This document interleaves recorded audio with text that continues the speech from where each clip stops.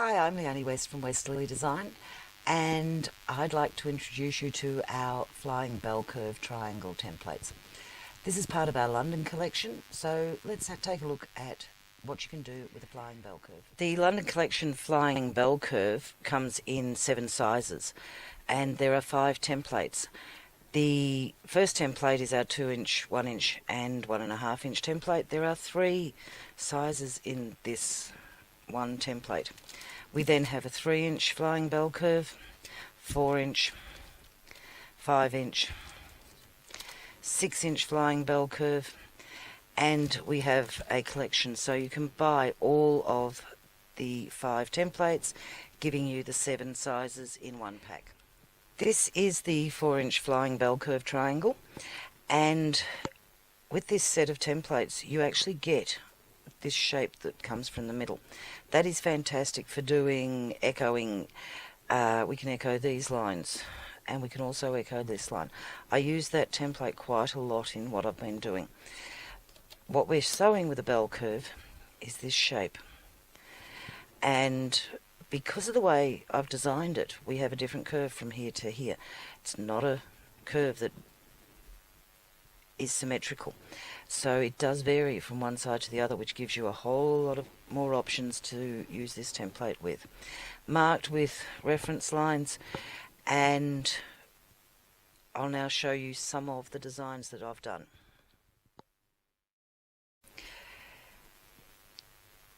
This is just using the bell curve in a straight line. This could be worked around a border, around the edge of a block. You could use this to fill up a space down the centre of a quilt. Then we have it where we're running in 2 different directions. This is using the 3-inch one. This one I've used the bell curve, and I've sewn my bell curve here to here. I've worked my way across. Doing that, I get 1, 2, 3 flying bell curves. I've come back and put the second bell curves in, and that's given me this secondary pattern. All of these are being done with Template Quilt, where I've used a hand-dyed fabric, a nice black print, and they still look fantastic when we do them as quilting.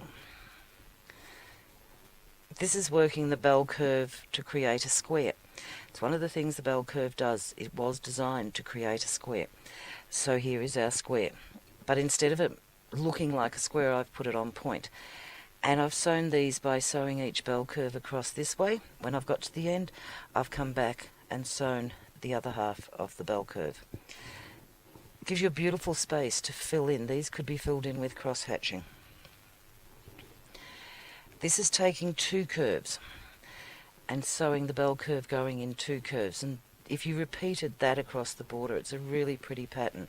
You can use any of our arc rulers to create a curve, but you can also use a bell curve.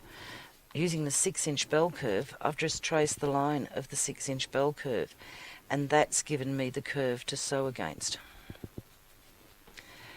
This is how the bell curve works as a square.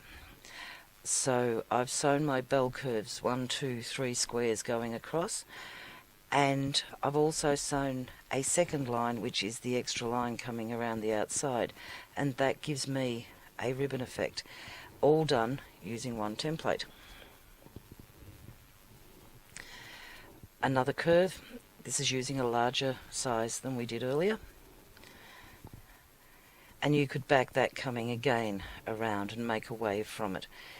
In our class we did flying circles, and those flying circles were very, very popular. So the bell curve can be worked in the same way as a flying circle. This is the square again. This is just a single square. 1 square, 2 squares.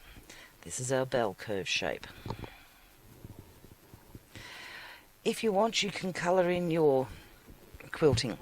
I've just used a fabric marking pen and just fiddled a bit and just coloured in this section of my pattern. You can go to town with colouring in. This is using a bell curve to create a fill. This could go on a quilt and fill in the whole background of a quilt, and it does look very nice when we have it. This is the 6-inch flying bell curve, and this would fill in a 6-inch block. And I have sewn the bell curve once and then come back and put the ribbon effect in. This is also a 6-inch flying bell curve. This is where I used that extra piece to create some of these details. It's still a 6-inch block. 4 of them make a 12-inch block. Very pretty, just quilted. 6-inch bell curve again. My ribbon effect's here, but I've also brought my ribbon effect into the centre of the block. There are hundreds of ways of using a flying bell curve. This is a 12-inch block, and it's been made with 4-inch flying bell curves. 3 4s are 12. Inside is a 2-inch flying bell curve. So I've created a space, put another pattern inside the middle, left these spaces open. They can be filled. Anything can be filled. A flying bell curve as a 4-inch would have created a square in here. So instead of creating a square, I've brought it into from the other side and made it make this beautiful V shape.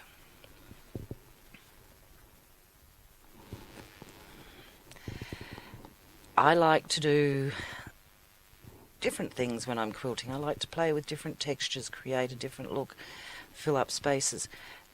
Flying bell curve, I've used one flying bell curve in here. I have put a frame with the flying bell curve around the edge, done some echoing. My bell curves are here, and I've got my ribbons again. Then I've stitched a very close line quilting stitch through here, giving that effect. And I really like the way it comes up when it's just done in the silver on the cream. I've mentioned frames as we've gone through. These are frames done in a 1 inch, 1.5 inch, 2 inch, 3 inch, 4 inch, 5 inch and 6 inch flying bell curve to show you the different sizes that you can get. Put that on point inside the other one, you'll get another look. This one here is flying bell curve. I have also put a bell curve on the outside of here, and I've stopped stitching when I've come to here. I've then put cross hatching using the template to create that cross hatching. This one's going a little bit over the top with my quilting. It's what I like to do. My bell curve's been used as the only template used in here except for a straight ruler, which I've done the straight cross hatching in. You can fill these spaces in as much as you like, as heavy as you like, as light as you like. I could have put line work into here. That close line work I've got here could also have gone into this space. I could have put a circle in here. Create your own designs using the flying bell curve. This is a flying bell curve, but instead of using it on a square system, I've marked 8 crosshair lines into this block, and I've used the crosshair lines to give me a reference point to make it go round in a circle. But it is still using the flying bell curve. I've used 2 different sizes in here. This is done using a crosshair system again, but this time I've got 12 crosshair reference lines that I've marked using our 6-point crosshair reference tool. Instead of using the bell curve and having the complete template being used, I've only used the base line of that template. 2 different sizes. I've created these flowers. Here is my bell curve. And then I am using another portion of the bell curve to create the outside frame. You're just using a section of the bell curve to create the petal in here. Flying bell curves can also be used to create sashings, borders, filling in small spaces, and these are all done using 1 inch, 1 inch, 1.5 inch, 1.5, 1.5, 1.5 and 1.5 inch flying bell curve. But whatever you want to do, you can do out of all of the sizes. So there is so much you can do with the flying bell. I've just shown you a lot of different patterns that you can do with our flying bell curve triangle. The instructions have a picture on the cover.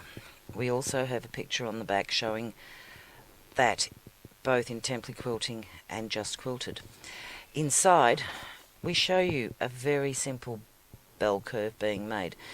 Very simple instructions. I know I've shown a lot of patterns and it's a lot to remember. How do we get it from here to there and go home and be able to replicate the pattern that's on the cover?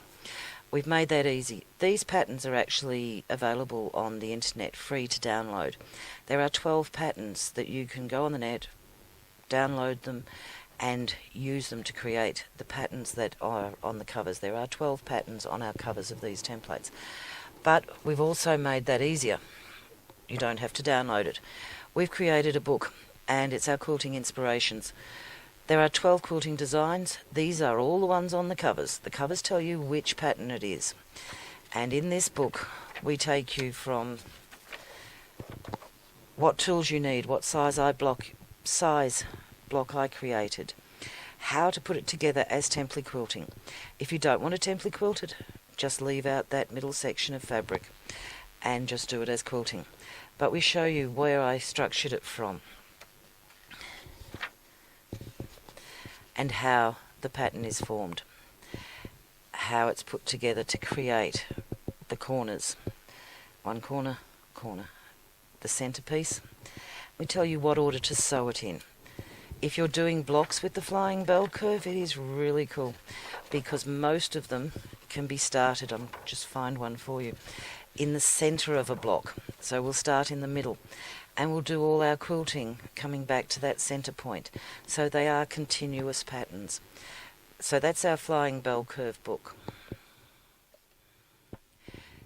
This is our Creative Quilting Inspirations design book using our flying bell curve. In this book, we have over 160 designs that are made just using the bell curve template. I explain how the bell curve works and the sizes. This is my rating system of patterns, and it takes you from starting out confident, new to ruler work people who are quite confident and like to push it a little bit further, and this one is for those who just can't help themselves. This is for people who like to put all those fancy lines in and the bits and pieces and make a block take 3 hours to sew. I like doing that. I then explain the bell curves, how they work, what the measurement means, explain how to use them to create a border that will fit most size borders that you can have. Instead of having them touch here, we cross them over and that will compress the size of it. There's many ways to change the size of something. We then go through using square designs and whether they're square or on point. If they're on point, they measure differently to being square. And then we show you patterns, telling you how, not how to make them as instructions, but you can very easily follow these diagrams to create your own designs or create these designs. These frames are beautiful if you use them to go around applique or embroidery designs. And then we come into block designs. And we just work our way through the book. The bell curve can also be used diagonally where the inside part of the bell curve becomes the outside part. And that again changes the measurements of the bell curves. It also gives you more possibility with design by doing that. We can use it as a complete fill for a whole cloth quilt, and you could then fill all of these spaces with all your fancy little lines. And what I love about the bell curve is we have so many ways to use it to fill in sashing. Sashing's borders are often problems because we have a small area to fill and we need small designs to fill those small areas. So we have a whole range of them where we're just using an outer line on the bell curve and making that template work its best for us. So that's our Creative Quilting Inspirations design book for the flying bell curve. I hope you play with the flying bell curve and enjoy it. It's really fun because there are so many different ways to use it. Create your own designs. Don't just follow what I've done, but use this design book to give you inspiration to create your own designs.